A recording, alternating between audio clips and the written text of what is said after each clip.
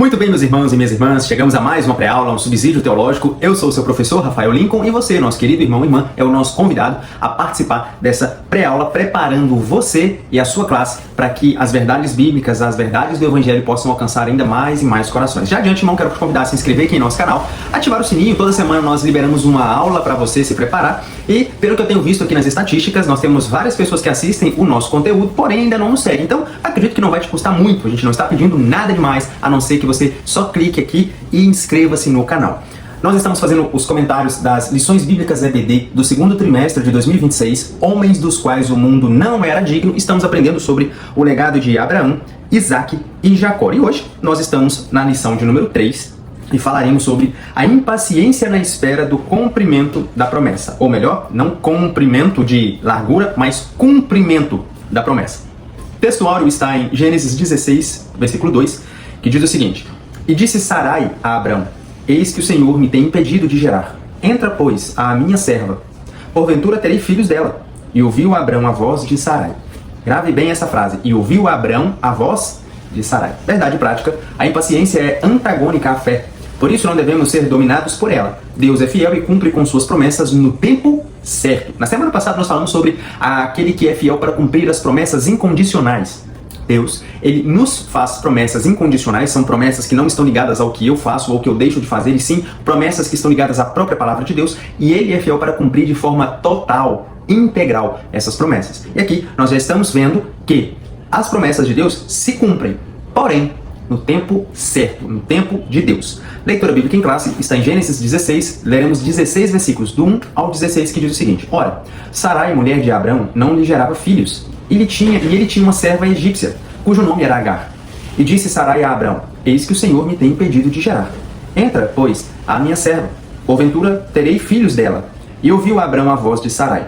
Assim tomou Sarai, mulher de Abrão, a Agar, egípcia, sua serva, e deu-a por mulher a Abrão, seu marido, ao fim de 10 anos, que Abrão habitara na terra de Canaã. E ele entrou a Agar, e ela concebeu, e vendo ela que concebera, foi sua senhora desprezada aos seus olhos. Então disse Sarai a Abrão: Meu agravo sobre ti, minha serva pus em teu regaço. Vendo ela agora que concebeu, sou menosprezada aos seus olhos? O Senhor julgue entre mim e ti. E disse Abrão a Sarai: Eis que tua serva está na tua mão, faze-lhe o que é bom e aos teus olhos. E afligiu-a Sarai, e ela fugiu de sua face. E o anjo do Senhor a achou junto a uma fonte de água no deserto, junto à fonte no caminho de Sur. E disse: Agar, serva de Sarai, de onde vens e para onde vais? E ela disse: Venho fugida da face de Sarai, minha senhora. Então lhe disse o anjo do Senhor: Torna-te para a tua senhora e humilha-te debaixo de suas mãos. Disse-lhe mais o anjo do Senhor: Multiplicarei sobremaneira a tua semente, que não será contada, por numerosa que será. Disse-lhe também o anjo do Senhor: Eis que concebestes, e terás um filho, e chamarás o seu nome Ismael, porquanto o Senhor ouviu a tua aflição. E ele será um homem bravo, e a sua mão será contra todos, e a mão de todos contra ele. E habitará diante da face de todos os seus irmãos. E ela chamou o nome do Senhor, que com ela falava: Tu és Deus da vista, porque disse: Não olhei eu também para aquele que me vê? Por isso se chama aquele poço de Laeroi, eis que está entre Cádiz e Bered. E Agar deu um filho a Abrão, e Abrão chamou o nome do seu filho que tivera Agar, Ismael. E era Abrão da idade de 86 anos, quando Agar deu Ismael a Abrão. E aqui, meus irmãos e irmãs, nós vemos que quando o homem quer dar um jeitinho ou adiantar as promessas de Deus, o tempo de Deus, muitas das vezes nós fazemos aquilo que certamente dará errado.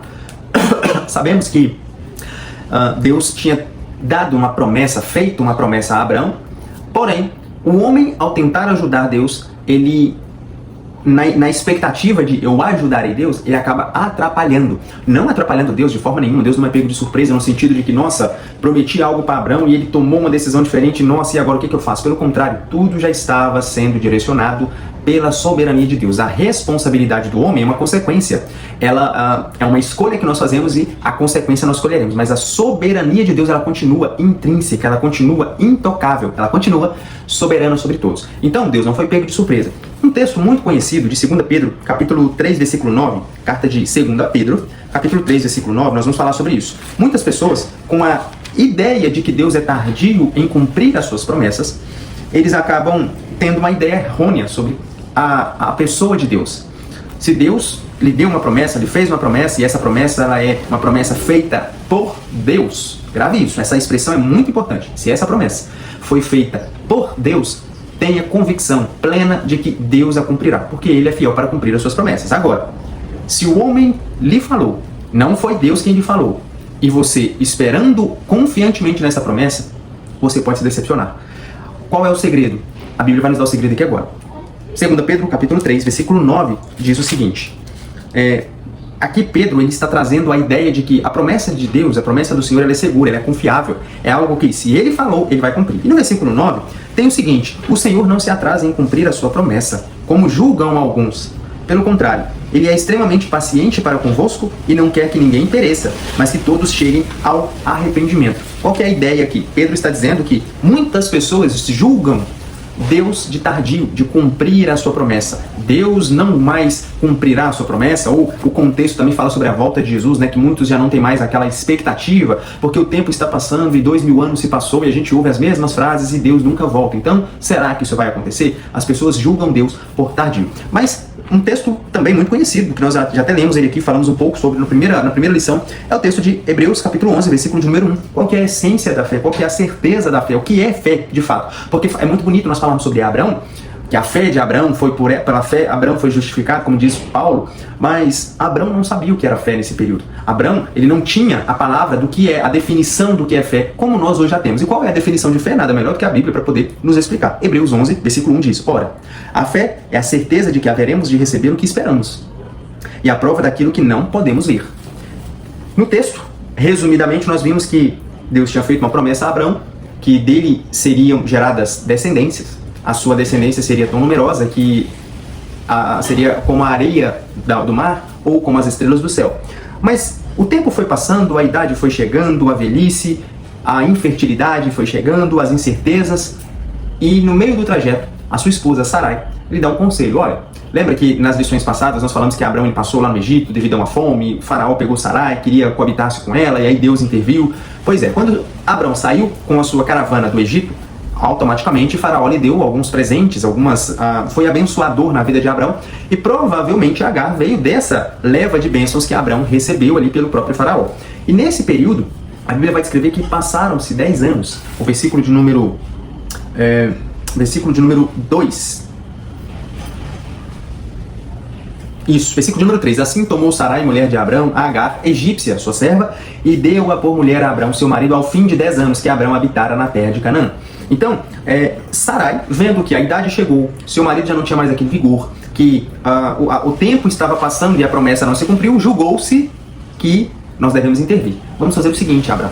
É costume, tá, irmãos? É costume, meus irmãos e minhas irmãs, naquele período, naquele tempo, haveriam escravos, servos, e uma mulher que era estéril, e ela tinha suas escravas, suas servas, ela pegava essa serva, entregava ao seu marido para que eles coabitassem, e os filhos que essa serva gerassem não seriam daquela serva, seriam considerados filhos da sua senhora. Era uma prática comum. E aí Sarai, vendo que a promessa não estava se cumprindo, ela disse o seguinte: olha, Abraão, vamos fazer o seguinte, tem uma serva aqui nova, bonita, fértil, faz o seguinte, entra com ela, coabita com ela, e os filhos que ela terá serão meus filhos. E assim foi feito. E aí nós entramos aqui na nossa lição, no ponto de número 1, o pai da fé e a tentativa de ajudar Deus, o plano para ajudar a Deus, que é exatamente isso. Era Sarai observando as circunstâncias totalmente desfavoráveis para ela, e a partir daí ela teve uma brilhante ideia: vamos ajudar no plano de Deus, vamos fazer o seguinte, vamos agilizar isso aí, né? Eu acho que Deus está demorando demais, Abraão, ele fez uma promessa, eu acho que ele esqueceu de nós, né? Que a gente tinha 75, você está com 85, 10 anos se passaram, nada aconteceu, então vamos fazer o seguinte, vamos dar uma mãozinha, porque eu acho que esse Deus esqueceu de nós. E foi o que foi feito. Abraão coabitou-se com a sua serva de Agar, e serva de Sarai, desculpa, e essa serva, ela gerou, né, ela engravidou e passou a partir daquele momento a desprezar ou a menosprezar a sua senhora Sarai. O texto ele vai nos mostrar que Agar, ela era de um costume diferente, ela era de um povo diferente, não era do povo judeu, do povo, não havia ainda, né, esse termo povo judeu, povo israelita. Deus estava criando ali a sua nação, mas o que sabemos é que Agar era de um povo diferente do povo de Abraão e Sarai. Eles eram praticamente meio-irmãos, né, parentes bem próximos que se casaram. E por causa disso, era comum naquele tempo a sua serva coabitar com o marido, os filhos passarem a ser do seu senhor, e automaticamente ela continuava sendo a serva. agora com alguns privilégios a mais, porque ela era a serva, mas também era mãe do filho do seu senhor. Só que Agar, ao invés de continuar honrando, servindo a Sarai, sua senhora, ela agora viu que meu senhor terá um filho de mim e a minha senhora não pode gerar filhos, então começou a olhá-la no mesmo patamar, de senhora para senhora, digamos assim, ou no mesmo nível. E isso foi algo que Sarai se sentiu desprezada, se sentiu desonrada. E aí, por causa disso, nós vemos que muitas das vezes nós queremos fazer algo para ajudar a Deus, que muitas das vezes nos atrapalha e atrasa a promessa. O que eles não perceberam é que muitas das vezes o Senhor ele usa o tempo não para nos atribular, ou para nos causar tribulação, ansiedade. Pelo contrário, Deus ele usa o tempo para moldar e forjar o nosso caráter. E era o que estava acontecendo tanto com Abraão quanto com Sarai, porque deles viria o filho da promessa. Deus já havia dito essa palavra a Abraão, mas eles de alguma forma quiseram colocar um dedinho a mais no plano de Deus. E Abraão, no ponto 2, vai indicar que ele aceita esse plano, né? Como nós estamos já mencionando aqui, ele estava se sentindo pressionado. E, mais uma vez, lembrando lá atrás que Abraão, né, no temperamento dele sendo fleumático, o temperamento fleumático, ele é aquele temperamento, lembra que eu comentei? Ele é um temperamento de paz, diplomata, tranquilo, evita conflitos, evita guerras. E normalmente, quando o fleumático está sob pressão, parece que o mundo está caindo e ele está tranquilo. Porém, nesse ponto aqui, como Sarai estava pressionando constantemente Abraão, ele provavelmente pensou, olha, ele não aceitou de cara, né, digamos assim. Mas de tanto elas pressioná-lo, provavelmente ele pensou, olha, eu vou ter que ceder, porque se eu não ceder, eu vou continuar sendo pressionado. Eu não quero conflito, eu não quero ficar criando esse atrito com a minha esposa. Então vamos fazer conforme está sendo sugerido.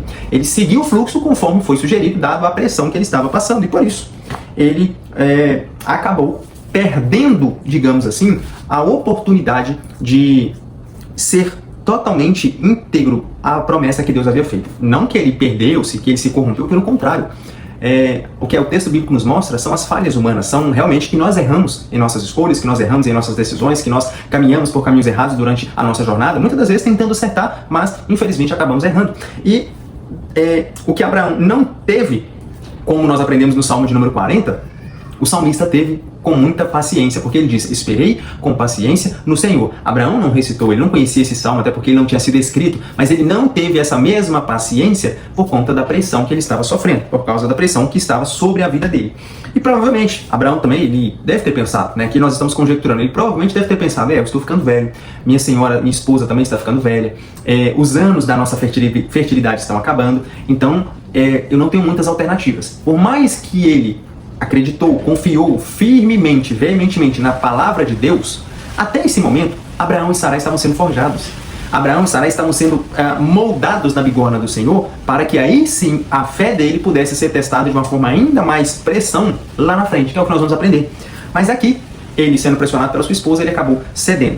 E a partir do momento que Agar, ela aceita, né, de prontidão esse pedido de sua senhora, e ela automaticamente, provavelmente, se sentiu muito honrada, a Bíblia vai descrever que esse erro ou essa decisão que Sarai tomou trouxe desprezo para o seu lar, trouxe desonra para o seu lar e trouxe também zombaria, porque a partir desse evento, a Bíblia descreve que Agar começou a menosprezar, a zombar, a desonrar, a desprezar a sua senhora. Ela começou a achar que não, agora eu sou a mãe do filho de Abraão, o senhor de tudo, então eu sou igual à esposa dele. Por causa disso, teve todas essas consequências, esses frutos sendo colhidos agora dentro do lar. No ponto de número 2, as consequências de agir por conta própria. E nós vamos aprender sobre os conflitos familiares. Não tardou muito, né? Não demorou muito para que essa escolha ou decisão, ou essa ideia brilhante que humanamente Sarai teve, junto com Abraão, não demorou muito para mostrar que isso causaria-lhe muitas dores de cabeça. As primeiras foram as competições entre Agar e Sarai, e também a soberba, que subiu no coração ali de Agar, querendo, como eu já disse, né, ser igual à sua senhora. Ela começou a trazer toda esse mal-estar, esse conflito familiar, essa briga constante. Quem que agora é a mãe do filho de Abraão sou eu, você é só a esposa, não gerou filhos. Meus irmãos e minhas irmãs, gravem uma coisa na mente de vocês. Nós estamos citando, contextualizando um evento real, histórico, porém de um tempo muito distante, muito diferente dos tempos que nós vivemos aqui no Ocidente. O Oriente, as práticas deles são totalmente diferentes das nossas. Por exemplo, é muito comum, principalmente nos tempos bíblicos, muito comum uma mulher ela ter um valor menor simplesmente porque ela não gerava filhos, ou porque se ela gerasse filhos, se ela gerasse uma mulher, ela teria um valor ainda menor. Ela poderia até gerar filhos, mas se comparado entre uma que gerou um filho homem e uma que gerou uma filha mulher, ela era menos do que a que gerou o filho homem. Nós estamos falando de um contexto diferente, então nós precisamos entender isso. No momento em que Agar, ela coabitou, né, com Abraão e engravidou-se dele, nesse momento ela se sentiu mais empoderada, não, mais propícia a desonrar. Eu não sou mais escrava dessa mulher. Por quê? Porque naquele momento a altivez e a soberba subiu no coração. Olha, agora eu gerei, eu sou a serva que gerei do meu senhor, mas a sua esposa que não gerou, ela perdeu o seu valor, a sua posição. Então agora nós estamos iguais. Claro, obviamente, isso era no contexto e na cabeça de Agar, né? Na cabeça de Abrão, Sarai continuava sendo a sua esposa e Agar continuava sendo a serva de sua esposa, na cabeça de Abrão. Mas o que eu quero dizer é que era um costume comum, era uma prática comum, essa mentalidade, essa ideia. A mulher que não gerasse filhos, ela era desprezada, ela era menosprezada, ela era desonrada, ela era envergonhada, e muitas das vezes ela sofria por conta disso, porque as palavras que eram dirigidas, o olhar que era dirigido, o tratamento que era dirigido a uma mulher dessa forma, era totalmente diferente. Nós vamos aprender mais à frente, né, que nós estamos começando com o primeiro patriarca, porque Deus está começando a construir a ideia de um povo que seria seu povo, começando aqui com Abraão, mas nós veremos na história de Isaac e Raquel e Rebeca, e na história de Jacó, Raquel e Lia. Nós vamos ver isso com muito mais ênfase, com muito mais precisão e clareza, porque a prática ela entrou nesse meio de forma normal, natural, era comum daquele período. Então, o ponto de número 2 aí do tópico 2 vai falar sobre a fuga de Agar. Nesse meio mal-estar que estava sendo causado ali nos familiares, né, por conta dessa atitude de Agar, Sarai, ela voltou a pressionar Abrão, agora no seguinte sentido, aí, ó, tá vendo? A mulher, a minha serva que coabitou com você, agora ela não me respeita, ela me despreza, ela menospreza, ela não me honra como sua senhora. E Abrão falou com ela, olha, a sua serva está diante de ti. Faça com ela o que você acha que deve ser feito. E Abraão, Sarai, seguindo esse conselho, fez o seguinte, ó, você está despedida, tá? Sai daqui do nosso meio e nós não queremos você aqui mais. E aí, com isso, Agar, ela foge. Nesse processo dela fugir, ela faz meio que uma mini oração, né? Ela clama a Deus, vai estar aqui no versículo de número 13, que é quando Deus ele aparece para ela, o anjo do Senhor aparece para ela trazendo uma mensagem, ela fala assim, ó, e ela chamou o nome do Senhor, com que ela falava, tu és o Deus da vista, porque ela disse isso aqui, ó, não olhei eu também para aquele que me vê? Então ela olhou para o Deus de Abraão. Com 10 anos de convivência com Abraão e Sarai, Agar aprendeu algumas coisas. E entre essas coisas que ela aprendeu, era sobre o Deus que falou com o seu Senhor. O Deus que dirigiu a ele a palavra, dizendo, sai de tua terra, do meio de tua parentela, vai para uma terra que eu te mostrarei. E ela fugiu da sua senhora, fugiu ali para o deserto, e o Senhor encontrou ela, mostrando que Deus ele entra em ação para ajudar as pessoas que estão em aflição. Agar e Sarai, por mais que elas agiram de forma errônea, sem sentimento nenhum pela outra, nós podemos imaginar a triste situação que Agar se encontrou. Uma mulher grávida, uma mulher sem proteção, uma mulher sozinha, a ermo no meio do deserto, né, correndo perigos, seja por homens mal intencionados, seja por animais, seja pelos próprios perigos do deserto. Nós sentimos essa situação e nos entristecemos, porque sabemos que era uma pessoa vulnerável diante daquela situação, e ainda mais grávida naquele período. Mas Deus, ele não abandona os aflitos. A Bíblia descreve que ele ouve, os ouvidos dele não estão encolhidos, nem a sua mão, os ouvidos dele não estão fechados, nem a sua mão encolhida, para que não possa ajudar, salvar todo aquele que clamar a ele. Então Deus, ele entra em ação nesse momento e fala com Agar, né? Ele dá-lhe algumas diretrizes e fala assim, olha, Agar, pode ficar tranquila, o filho que você gerar, ele vai ser um príncipe, ele também vai ter uma grande descendência, vai colocar o nome dele de Ismael, que significa que Deus ouve, você também vai voltar para sua senhora. E o que isso quer dizer? Talvez naquele momento Agar estava com raiva, com tristeza profunda, porque ela, naquela situação de vulnerabilidade, no momento em que ela mais precisaria de proteção, de ajuda, foi a hora que largaram ela no deserto, sem água, sem comida, a ermo, e ela estava, né, bem triste. E Deus fala para ela, olha, volta, humilha-te, porque você ainda fará a história. E ela volta para a casa de Abraão, volta para sua senhora, e o que é ensinado aqui? Que muitas das vezes o retornar não tem problema nenhum. O voltar de onde você fugiu, o retornar para onde você saiu, é algo que vai falar muito sobre a humildade. O que Deus estava trabalhando aqui com Agar? A humildade. Porque Agar, no momento em que ela descobriu que estava grávida, a soberba e a altivez começou a subir. Por conta dessa soberba e dessa altivez, ela foi expulsa, ela teve que sair ali do meio da caravana de Abraão. Mas Deus vira para ela e fala assim, olha, Agar, vamos fazer o seguinte, volta. Não tem problema nenhum você voltar, eu vou cuidar de você, mas você precisa voltar. Isso era Deus tratando a soberba e a altivez de Agar, né? Ensinando para ela sobre a humildade. havia também uma promessa para Agar. Havia uma promessa de que o filho dela seria uma grande descendência, mas para que isso acontecesse, a humildade deveria brotar naquele coração soberbo e altivo. E aí ela volta e o ponto de número 3 é o que nós entramos agora. O Deus que conduz a história, o Deus que ouve e vê. É muito interessante que na promessa que Deus faz para Agar, ele declara o nome do filho de Agar com Abraão, que seria Ismael, que significa exatamente Deus ouviu, porque Agar, naquele meio de tristeza, de sofrimento, de medo, de angústia, de todos os tipos de sentimentos que poderiam afligir o coração dela, a mente dela, ela fez uma oração, e Deus ouviu essa oração. E ao ouvir essa oração, o nome ao qual ela estava recebendo para colocar no seu filho era Ismael, que significa exatamente, olha, Deus ouviu meu clamor. Deus ouviu. O Todo-Poderoso honrou aquele filho, que não era o da promessa, mas era o filho do amigo de Deus e pai da fé. E é interessante isso porque, por mais que Ismael ele não herdou, ou ele não teve participação na promessa de Deus, Deus não iria simplesmente ignorar aquela criança, ignorar aquele cenário, porque não era o filho que eu prometi a Abraão. Pelo contrário, Ismael não era o filho da promessa, mas ele era o filho do amigo de Deus. Ele era o filho do homem da fé, do homem que creu, ouviu a voz de Deus e creu. E por causa disso, Deus também guardou o seu filho. Ponto de número 2, tudo conforme a sua soberana vontade. Como eu comecei dizendo, né? Por mais que as responsabilidades humanas, as decisões humanas, elas nos levam por caminhos errados, tortuosos, caminhos de conflito, a soberania de Deus continua atuando em toda a história. Ele teve o seu primeiro filho com Agar quando já tinha 86 anos de idade. E uma coisa que nós podemos aprender aqui é que por intermédio da vida do patriarca Abraão, Deus continua governando a história. Por quê? Porque ele é soberano. E os eventos acontecem sempre da maneira que ele permite. Ou seja, nada está fora dos planos de Deus, fora do controle soberano de Deus. Tudo. Por mais que nós ouvimos e vemos sobre conflitos, sobre guerras, sobre desavenças, Deus não está sendo pego de surpresa. Deus não está oculto, aquém da situação. Pelo contrário, Ele continua de forma soberana, guiando, cuidando e guardando todo aquele que o ama e o que o confessa como seu único e suficiente Salvador. E o último ponto, 3, o cuidado de Deus em todo o tempo. Nós vemos que pode surgir aquela pergunta, né? Uma mulher encontrada no deserto, serva, sem uma proteção, sem uma caravana, sem pessoas à sua volta para poder te proteger. Quem ajudaria uma mulher sozinha, uma mulher abandonada, uma mulher que foi menosprezada, principalmente uma mulher estrangeira, né, que nós estamos falando de uma egípcia?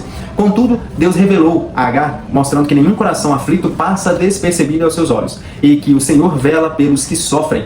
Deus, Ele continua cuidando de todos aqueles que buscam a Ele com intensa sinceridade, com um verdadeiro coração, com a mente aberta, com a sua vida integralmente entregue a Ele. Deus continua cuidando dessas pessoas. Então, a lição de hoje era para nos mostrar exatamente sobre essa parte da impaciência. Não há como nós ajudarmos a Deus. Não tem aquele dedinho, tipo assim, não, tá aqui a pessoa fazendo, um exemplo, né, fazendo uma culinária, uma comida, um bolo, alguma coisa.